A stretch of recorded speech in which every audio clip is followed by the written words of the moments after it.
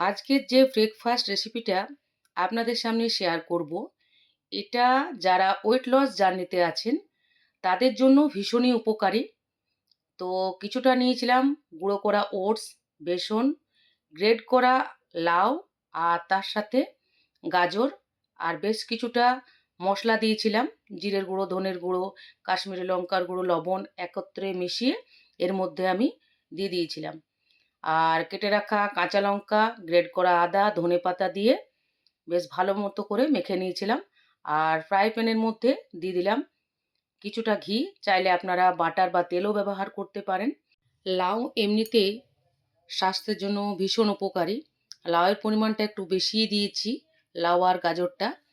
এরপর প্রত্যেকটা টিকে আকার দিয়ে আমি এপিট ওপিট করে ভেজে নেব। তো এরকম যদি স্বাস্থ্যকর ব্রেকফাস্টের রেসিপি আপনারা দেখতে চান তো আমাকে ফলো করতে ভুলবেন না। আমি ভাবছি যে স্বাস্থ্যকর খাবার-দাবার এবার থেকে ফেসবুকে আপলোড করব। তাহলে আমারও খাওয়া হবে আর আপনাদেরকে দেখানোও হবে। এটা রায়তার সাথে খেতে ভীষণই ভালো লাগে। তো আমার কাছে দই ছিল না।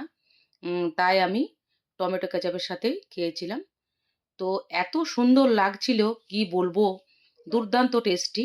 আমি খেলাম, তার সাথে আমার বরমশাইও লোভ সামলাতে না পেরে ও দুটো খেলো। বলছে হেব্বি হয়েছে, আরেকদিন বানাবে। তো বন্ধুরা, ভিডিওটা কেমন লাগলো নিশ্চয় কমেন্ট করে জানাতে ভুলবেন না। ভিডিওটা আমার এ পর্যন্তই। তো আজকের মতো আসি। টাটা।